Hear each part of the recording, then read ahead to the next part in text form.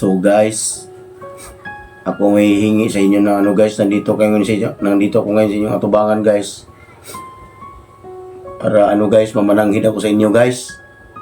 Dahil napakahinay na talaga yung kita dito sa Facebook guys. Yung mga dollar ko guys, hinay talaga guys.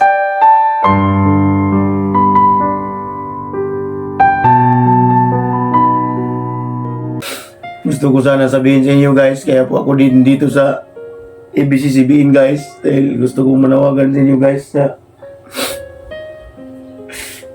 kailangan ko nang bumalik sa trabaho guys. Titigil ako sa pagbablog guys.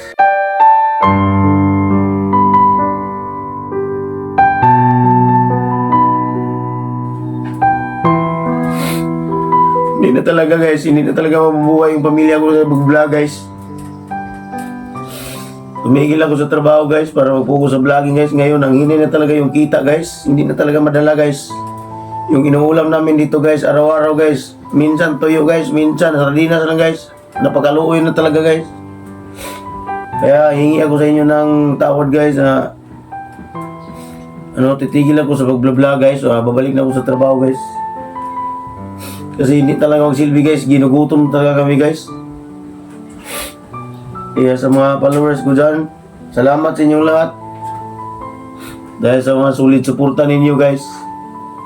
Hindi na talaga kaya guys. Kailangan ko na talagang bumalik sa trabaho guys. Nahirapan na talaga ako sa kalisod guys.